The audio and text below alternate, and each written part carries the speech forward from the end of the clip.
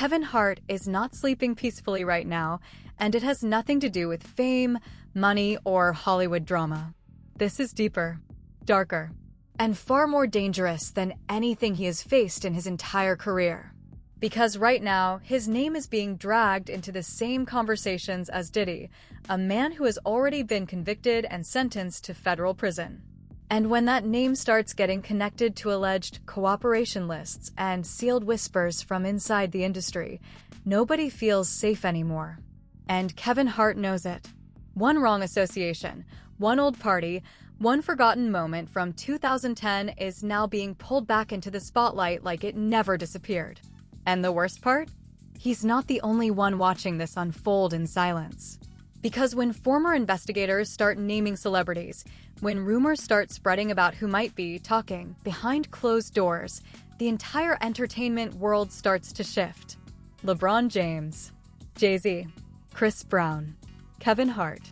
Names that normally dominate red carpets are now being mentioned in the same breath as federal investigations and prison cooperation theories. And Kevin Hart's reaction? That frozen silence. That awkward, repeated line, wrong person, wrong question. Not a denial. Not a defense. Just a wall going up in real time. But here's where it gets even more uncomfortable. Because this isn't just about Diddy anymore.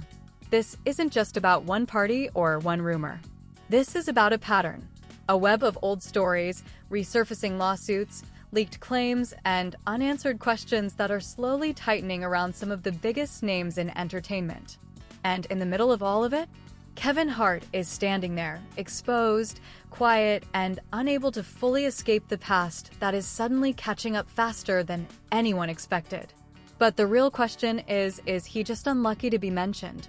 Or is there something deeper, Eve? And the moment you start asking that question, the story stops being simple. Because now it's no longer about jokes, red carpets, or stand-up comedy success. It becomes about proximity. About who was in the room. Who was at the party? Who stayed quiet when things didn't look right? Kevin Hart has built his entire career on control. Controlled image. Controlled laughter. Controlled storytelling. Every interview feels rehearsed in a way that keeps him safe, clean, untouchable. But situations like this don't care about branding. They don't care about PR teams either. Because the moment that paparazzi question hit him about that 2010 Diddy party, something changed in his face. It wasn't outrage. It wasn't confidence. It was hesitation. That split-second pause that says more than any full sentence ever could. Wrong person, wrong question. He didn't explain. He didn't clarify. He didn't deny anything in detail. He just repeated it. Almost like a reflex. Like a script his brain defaulted to when there was no approved answer available.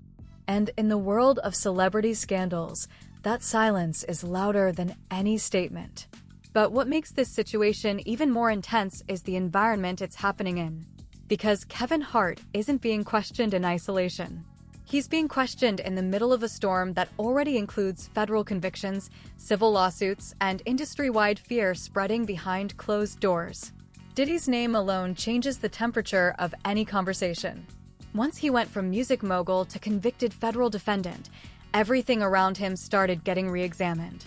Old friendships, old footage, old parties that were once laughed off as Hollywood lifestyle. Now those same stories are being relabeled as evidence-adjacent memories. And that's where things get dangerous for everyone involved. Because even if Kevin Hart never did anything illegal, even if he never witnessed anything criminal, even if he was just present in the wrong social circle at the wrong time, perception doesn't wait for proof anymore. Social media doesn't need a trial. It builds its own. And once a name enters that ecosystem, it doesn't come out clean. That's why you're seeing so many celebrities suddenly becoming extremely careful with their words. Some are going silent. Some are avoiding interviews altogether. Some are quietly distancing themselves from old associations that used to be normal industry networking. Because there's a growing understanding in Hollywood right now, the past is not staying buried anymore. And Kevin Hart, whether he likes it or not, is now part of that conversation. But to understand why his reaction is being analyzed so heavily, you have to look at what came before it. This isn't the first time Kevin Hart has been under pressure. Years ago, he survived one of the biggest public cancellations in modern comedy history. Old tweets resurfaced. Statements were questioned. His Oscar hosting role disappeared. He apologized publicly, privately, repeatedly. And eventually, he rebuilt his image stronger than before. That version of Kevin Hart learned how to survive public outrage. But this situation is different. Because this time, it's not about something he posted. It's about what he may have seen. And that's a completely different category of public scrutiny. Because seeing something you can't explain is far more dangerous than saying something wrong. And that's what people are now projecting onto him, fair or unfair. At the same time, Derek Parker's comments added fuel to the fire. A former NYPD officer, known in media circles as the hip-hop cop, casually mentioning that someone like Diddy could cooperate with prosecutors and potentially start naming people, that shifts everything. Because once that idea exists in public consciousness, every celebrity connection becomes a potential liability. LeBron James allegedly unfollowing accounts. Kim Kardashian distancing herself online. Others quietly removing ties. None of this is confirmed as legal strategy. But in the court of public perception, it doesn't need to be. It only needs to look real enough to trend. And Kevin Hart? He gets pulled into that same conversation because of one thing: visibility. He was there. He was seen. He was part of that era of celebrity culture where Diddy's parties weren't just parties. They were networking hubs, career spaces, social currency exchanges. But now those same environments are being reinterpreted through a completely different lens. And that's where the fear begins. Not fear of guilt, fear of association. Because in today's climate, you don't have to be accused of doing something wrong to become part of the story. You just have to be near it. And Kevin Hart's silence, when asked about it, doesn't calm things down, it amplifies everything. Because people start asking, why not just say no clearly? Why not shut it down immediately? Why repeat the same line twice? Why look uncomfortable at all? Those questions don't require evidence. They only require interpretation. And interpretation is what the internet does best. Meanwhile, Kevin Hart continues doing what he has always done: working, touring, promoting, staying visible. But now every appearance comes with a shadow. Every interview clip gets reanalyzed. Every old joke about Diddy or Hollywood gets rewatched with new suspicion. And the more he avoids directly addressing it, the louder the speculation becomes. But here's the key tension point. There is still no confirmed evidence that Kevin Hart is involved in any wrongdoing. Not a document. Not a charge. Not a verified claim. Just proximity, rumors, and a rapidly growing narrative ecosystem that feeds on silence. And that's what makes this situation so unstable. Because the industry is no longer reacting to facts alone. It's reacting to pressure. And pressure spreads faster than truth. So now Kevin Hart is stuck in the same space that many celebrities fear the most. Not accused, not cleared, just floating in the middle where perception decides everything. And while he tries to maintain control, the story around him keeps expanding. Because every time Diddy's name resurfaces in legal conversations, every time old footage gets re-examined, every time another insider or commentator adds speculation, Kevin Hart gets pulled a little deeper into a narrative he never officially asked to be part of. And this is only the beginning. Because once you zoom out from Kevin Hart, you start noticing something uncomfortable. He's not alone in this position. There are other names, other stories, other moments that suddenly feel connected, not through evidence, but through pattern. And in the middle of that pattern, one name keeps coming up in a completely different way. Dave Chappelle. Now on paper, Dave is the cleanest possible version of a Hollywood giant. No criminal record. No public lawsuits that stick. No confirmed scandals that put him in legal danger. He's the kind of figure the industry usually uses as a reference point for authenticity and truth-telling. But that's exactly why his position in this entire conversation feels so strange. Because Dave is not accused of anything. He's not being investigated. He's not facing any legal pressure. And yet, his name keeps appearing in the same discussions around Hollywood power, silence, and proximity. Not because of what he did, but because of what he has said and what he has chosen not to say. And this is where the story shifts from Kevin Hart's panic to something far more complicated. Because Dave Chappelle has built his entire modern identity on calling out hypocrisy. The industry, the audience, the culture, the uncomfortable truths nobody wants to admit. But when certain topics come too close to real names, real allegations, and real pain, his tone changes. Not dramatically, but noticeably. And people have started paying attention to that shift. For example, his long-standing connection to jokes about R. Kelly. On stage, he can turn it into comedy, commentary, satire. He can dissect the absurdity of celebrity worship. He can push boundaries in a way only he can. But when it comes to real accountability, real victims, real consequences, the tone becomes more careful, more distant. And that contradiction is exactly what critics have started pointing at. Because comedy gives him freedom, but silence gives him safety. And the line between the two is now being questioned by audiences who are no longer passive. Then there's the Diddy connection. Dave himself has openly told stories about being around Diddy socially. Parties, conversations, industry spaces where powerful people move freely and interact casually. And in one of those stories, the moment that now gets replayed online, Dave describes Diddy's behavior in a way that, at the time, sounded like a joke. A strange question. A weird vibe. A moment that felt off, but not enough to interrupt the flow of life. But hindsight changes everything. Because now Diddy is not just Diddy the party host. He is a convicted federal defendant serving time for transportation-related charges. His entire public image has collapsed into legal documentation, testimony, and courtroom evidence. So every old story involving him is being re-examined under a completely different light. And Dave's version of events sits right in that uncomfortable middle zone. Not proof of anything, but not nothing either. Just enough detail for people to start asking questions he never fully answered. And that's where the tension builds. Because unlike Kevin Hart, Dave doesn't show visible panic. He doesn't freeze in interviews. He doesn't repeat defensive lines. He simply avoids certain depths of conversation entirely. And in today's internet culture, avoidance is treated like information. Now add another layer, the Hollywood Bowl incident. A real, physical attack on stage. A moment where Dave's life was in danger. And according to his own account, Diddy played a role in helping him during that chaos. That creates a psychological contradiction the internet is obsessed with. Because how do you publicly criticize a man who may have once helped save your life? It creates a moral imbalance. Not a legal one. A human one. And that imbalance is where silence grows. Because if you speak too critically, people question loyalty. If you speak too softly, people question honesty. And if you don't speak at all, people create their own version of your truth. So Dave ends up in a very specific category, the untouchable storyteller who can't fully tell this story. Meanwhile, Kevin Hart is in a different position entirely. He is not silent by choice of philosophy.